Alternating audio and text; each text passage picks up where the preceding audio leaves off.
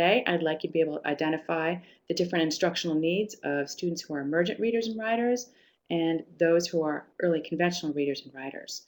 I'm going to talk about some different approaches to phonics instruction, and I'd like you to be able to identify some of the differences in those. And I'm also going to share some different phonics activities, and I'd like you to be able to identify 2 of those.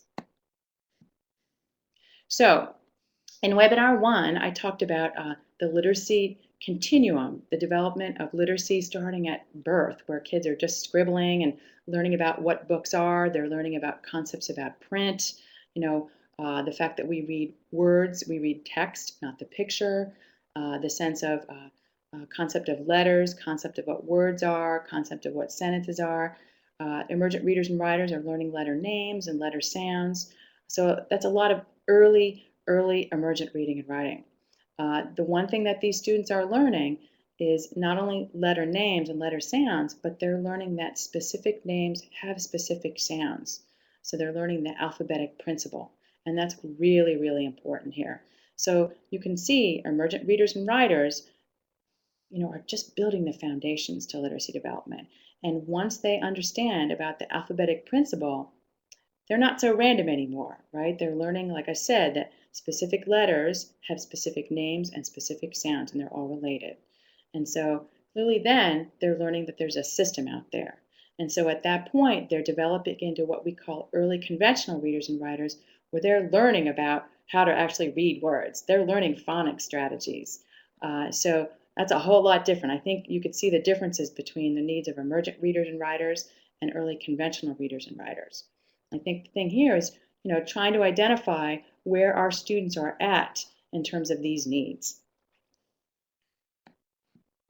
And so, regardless of their instructional needs, whether they're emergent readers and writers or whether they're early conventional readers and writers, our students have to have opportunities to read accessible books every day, and they have to have opportunities to write using some kind of pencil that's accessible for them. Word instruction, whatever we do, cannot be in isolation. Our students have to have a way to apply these things during book reading and writing. So now we're going to talk about, for the rest of the webinar, we're going to talk about instruction for early conventional readers and writers who are understanding that there's a code there. So one of the big things that underlies all of the word instruction that we do is that reading words is a cognitive process. It's not just about memorizing words. We have lots and lots of kids who can call out words, and recognize them, but they have no idea what they mean. And so, our goal, for everything that we do, our goal is always, how can we help the student learn to read with comprehension? And so in terms of word instruction, that's always what we're going to be thinking about, is comprehension and teaching the meaning of these words. And so, in word instruction, we want to teach them how to think like readers, right? So when we read words, there's a lot of cognitive work that's going on there. When we first encounter words, we look at them and we think about where we've seen them before. We might think about what they sound like. We think about the meaning of the word. We also think about the meaning of the word in the context of the sentence. So there's a lot of stuff going on there. And our word instruction needs to address all of these areas. So a little bit about the research. So the National Reading Panel report came out in 2000 and it looked at the different interventions that we need to address with our students in terms of helping them become readers and writers. And they said that sight word instruction is an important component of learning to read. However, it's just one component. It's just simply not possible for us to identify all the words that we may encounter in books and for writing. And so, they said they're important. There's words that we do need to be able to just memorize. There are words like the and is and to. Those are words that we can't sound out, right? So for those short, high-frequency words, yes, those are sight words we need to know. However, we need to have some kind of strategy, some kind of decoding strategies to figure out words we don't know. So there needs to be a balance.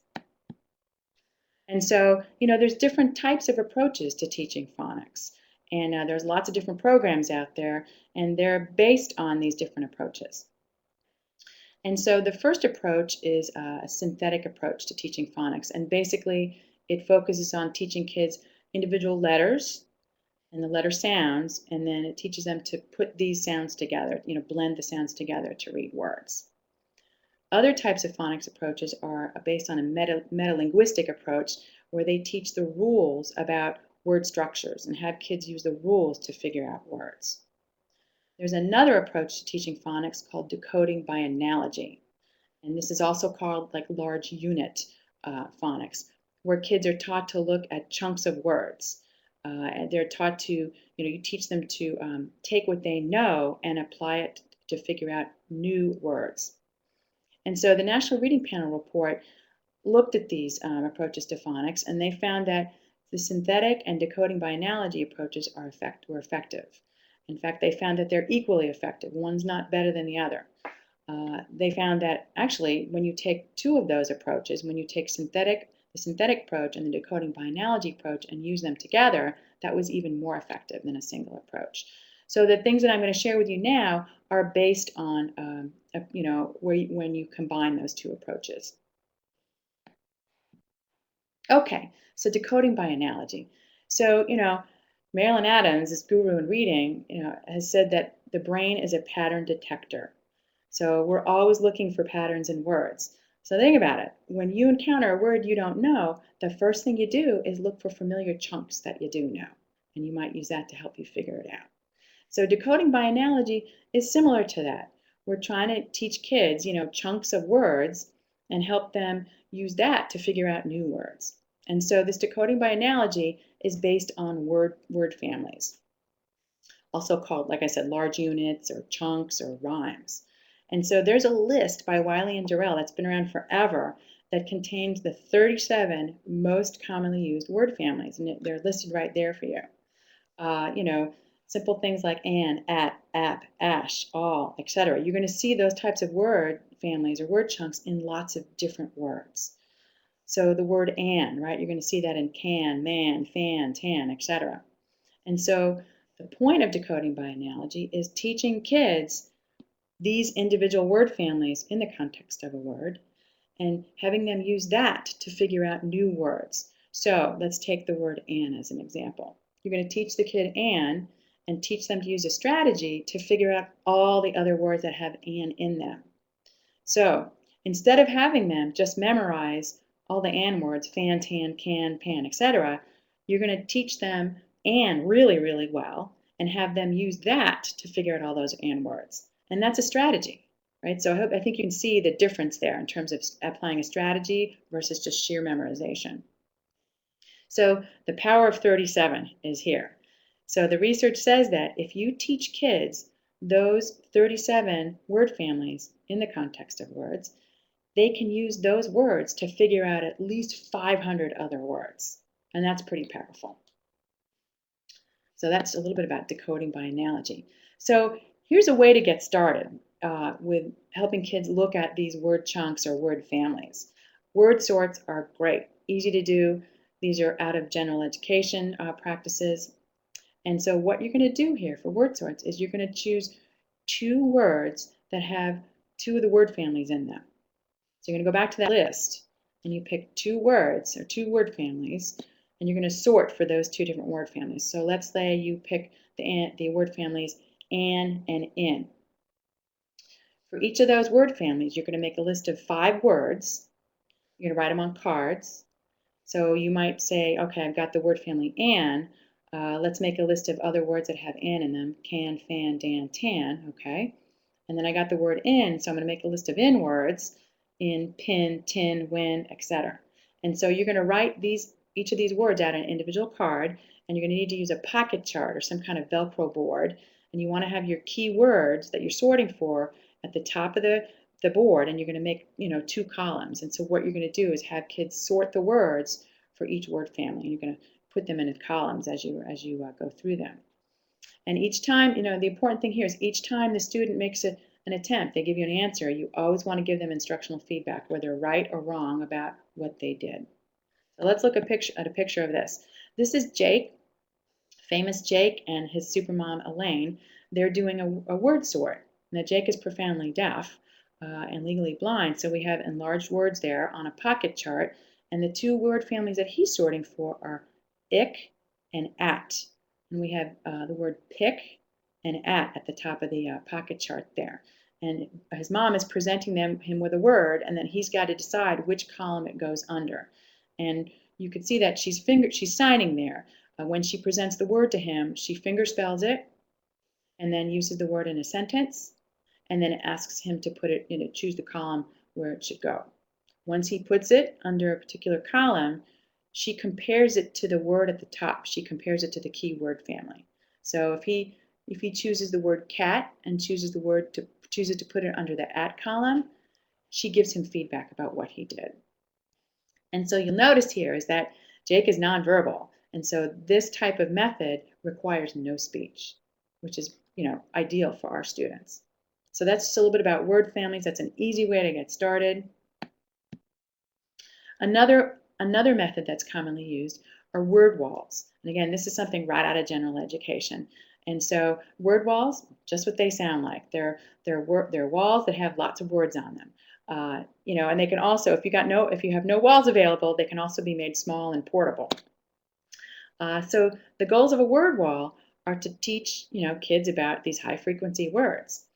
And so if you've got, and you're going to have a mix of students in your class. If you have emergent readers and writers in your class, their goals for using a word wall are going to be different than kids who are actually formally learning to read words. So if you have kids who are emergent readers and writers, you're going to use the word wall to teach them about environmental print. For your early conventional readers and writers, the word wall is going to be a really nice support to help them with their sight words, and it's going to be a way for them to do decoding by analogy. Because on the word wall, you're going to have a bunch of those word family words, and you're going to teach them to use those word wall words to figure out new words in the books they're reading and the types of things they're trying to write. So when you make a word wall, and if you can Google this, there's lots of stuff online about having word walls. When you make a word wall, you want it to contain high frequency words. This is a board that you're going to use for reading the whole year. And so you don't want this word wall to contain a lot of activity-specific vocabulary. So if you're doing a unit on plants and you're teaching kids about photosynthesis and parts of plants and teaching them all those different words, you're not going to have those words on the word wall because you want them to learn the concepts of all those plant words, but they don't need to know how to read those things. So you want to spend your time on teaching kids the high frequency words, the ones that they're most likely encounter in any book that they read. If you want to do, clearly for those activity specific vocabulary words, you want to have those up somewhere, so you make a vocabulary specific wall that's separate for your thematic units. Here's just a picture that shows how a word wall can be used for decoding by analogy. This is Molly. She is in 6th grade, and she's nonverbal and has spastic cerebral palsy, and she's using her portable word wall to choose a word. She's trying to write the word bat and doesn't quite remember how to do that. However, she's using her word wall to figure out what word can help her write bat. Now under the A's, she's got the word at, and so her paraprofessional is pointing to the words and, am, or at, and Molly is going to choose what word will help her spell bat. And she chooses at. She knows those words really well, and so she knows at, and she's going to use that to figure out how to spell bat. Okay, here are just some examples of some word wall activities.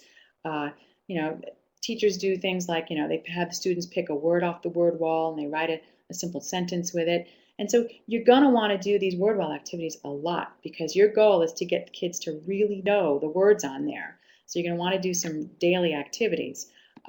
Another fun one is to have kids choose a word off the word wall, and then together you write a bunch of rhyming words. You might do word hunts around the room for any things that have that for words that might be on the word wall. You might play games of guess the cover word where you write a sentence with a word wall word in it, and then you have that covered up, and the kids have to guess what it is. So there's lots. Those are just a few. There's tons on the internet. So again, Google this, and you'll get a lot of fun activities. Important thing is that since this word wall is up, it's going to be easy for you to refer to during the day during other reading and writing activities, because you want to be doing that because you want to show them that their word wall can be a friend of theirs and can be a really good help to them. Making words is another way to teach kids about decoding. And again, this is something that's right out of general education. This was developed by Pat Cunningham in 1991. Uh, and the nice thing about this, is that this doesn't require any speech. And so making words is kind of like a word game where you take a limited letter set, like maybe with 5 or 6 letters, like we have here, and you move them around to make different words. And so, for example, you might start making words out by saying, all right, let's make the word A. And then the student pulls the word card down with A. And you'd use A in a sentence, you talk about what it is, and then you go to the next step and say, okay, now you're going to make the word at. What are you going to do to make this word A into at? And so then the student goes to their letters and chooses one that they think will make the word at, and they put it up with their letter.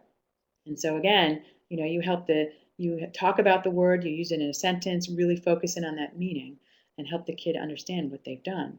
So making words can be a really fun activity. And again, it focuses on individual letter sounds and those word families. And you could see on the slide here, I've given you a list of all the different words that you can make with those 5 letters. Here are just some resources for making words activities. Here are just some nice books. And again, the internet is a great resource for making words. So just going back to our kids who don't speak and can't use their hands real well, making words is a great way to teach them phonics. It doesn't require speech. And so this method has been researched actually with kids with significant disabilities. And you can see, you have 3 pictures in front of you, and each of those kids in the pictures have significant disabilities. And they all have some kind of pocket chart or display in front of them with a few letters, and they're, mixing them around to make different words. And so, again, it's a nice way to do this because it doesn't require any speech.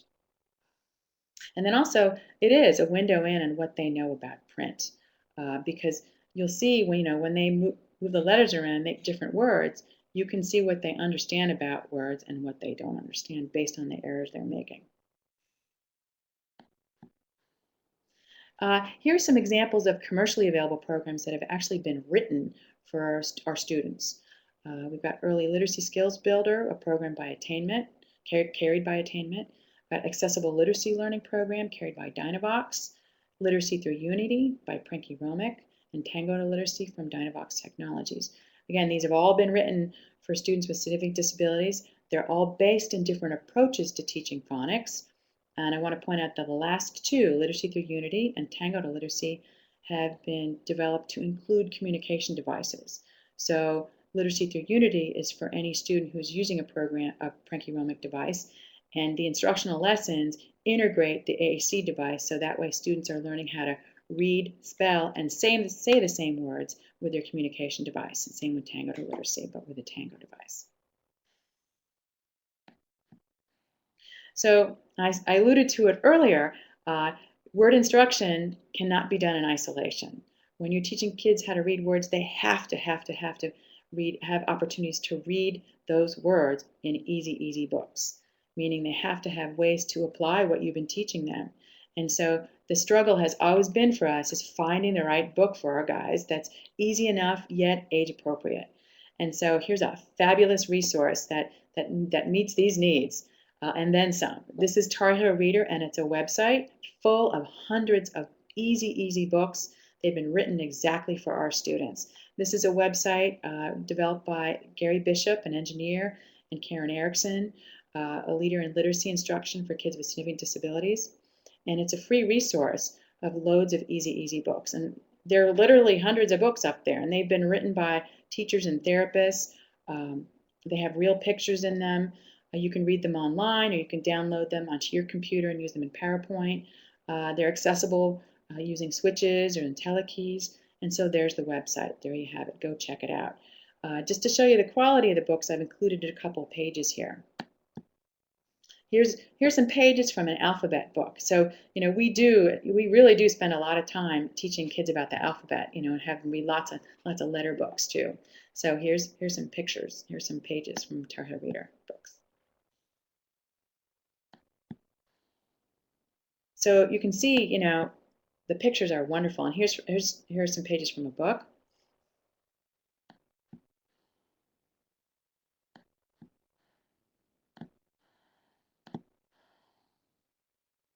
So there you have it. There's some samples from Tar Heel Reader. Go check it out. And lastly, I want to say that, again, the most important thing to remember here during your word instruction, it's just a small piece of it, right? You also want to be having kids read at the same time and write at the same time. So the writing piece is really, really important. Our students need to have a way to write with a full alphabet. Because our students can't sound out words using their mouth, right? Using speech, writing with the alphabet is going to be a way for them to sound out words on paper. So they have to be writing with a full alphabet in order to do this. Their writing will be one way that we can gauge what they know about putting letters together to make words.